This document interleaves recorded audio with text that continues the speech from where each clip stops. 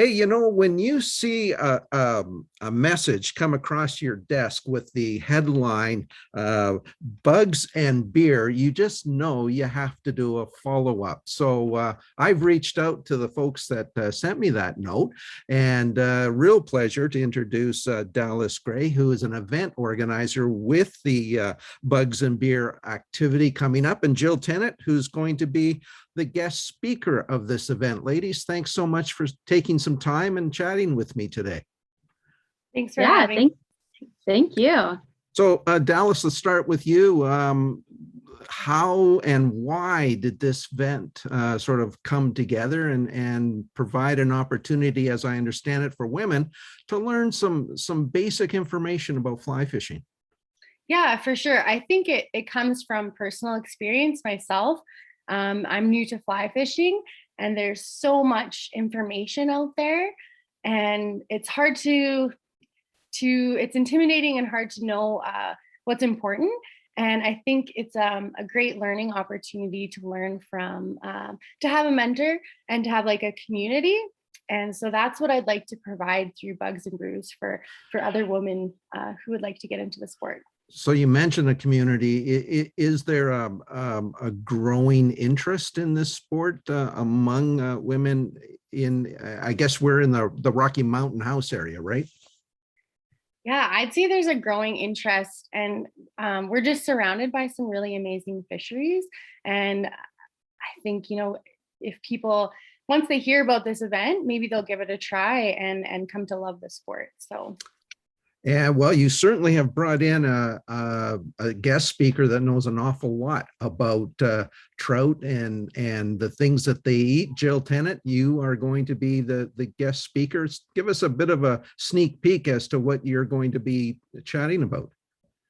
Yeah, for sure. So we're going to start off with a little bit of water safety and just like a little bit of wilderness safety, which I think is important, especially at a beginner's level. And then we're going to do a little bit of fish habitat and let the ladies know where to seek out the trout and which trout you might be wanting to target and where.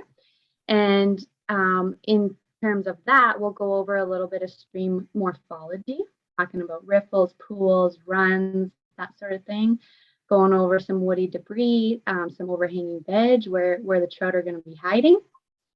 And then we'll wrap it up. We'll do a little bit, learn a couple knots and practice that. So you can kind of rely on yourself to get out there and get a hook on and then get a trout on, hopefully.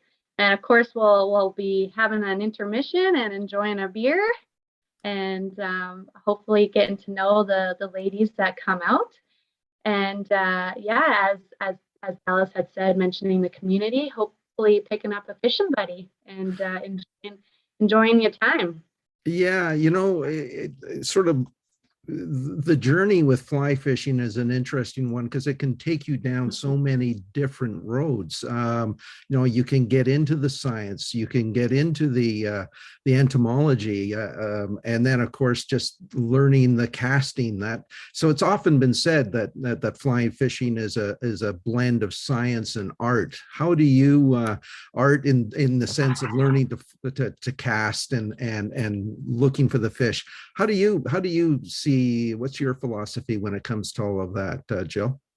That is so true. So I'm pretty new to fly fishing, to be honest. I've only been doing it for, I think this will be my third or fourth season. So I'm not an expert by no means, but I've done a lot of angling, and through work I've done a lot of fish captures in other methods and a lot of fish handling and that sort of thing. But you definitely nailed it.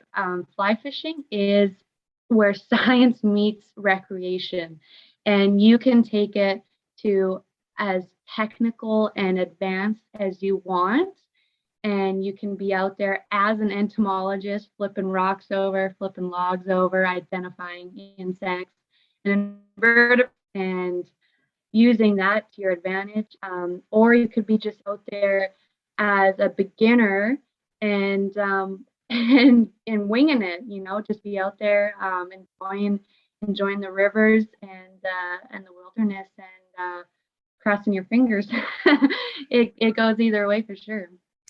Dallas, tell us a little bit about sort of what happens after a course like this. You mentioned about, maybe they can find fishing buddies. Is there anything more formal in terms of taking what Jill has addressed in her talk, and maybe later in the summer gathering a bunch of folks that are interested and then heading out onto one of your many rivers up there? Yeah, so I think like this event, I think we'd like to maybe host one monthly. And as the weather gets nicer, we'll go and move outdoors, get on the river, practice our casting. And then I'd also, I've got so many great ideas for this. I'd like to maybe introduce a try fly program to Rocky Mountain House, maybe get some people to donate some rods. A few of the guys from my fishing game club have said that they would be willing to donate some rods. And then we could have a program, and I just think that'd be really great. So hopefully this snowballs, and there will be monthly events. So is this program part of the Rocky Mountain Fish and Game Club, or is this something that you've created separate? So I'm part of the club and I created this, so I don't know how you want to go about that. Yeah, I think it's a great way for people to learn more about fish and game as well. And just, it's not just a bunch of guys. There's women involved as well, and some really great people that you can meet, and that can, help you out along your journey. So give us some of the nitty gritty details. When, where, how much does it cost? How many? And I imagine this is just directed for women that want to come out and learn. Yeah, so this one's women only. We're meeting at Rival Trade Brewery Wednesday, April 27th from 7 to 9 p.m.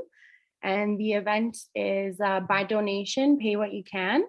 And the money that we make from this event goes directly to hosting another event. So outstanding. Well, listen, Dallas and Jill, thank you so much for reaching out and giving me an opportunity to talk about this with you.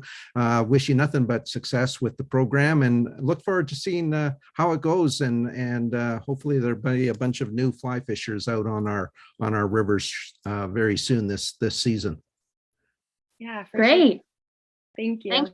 Yeah, thank you for having me.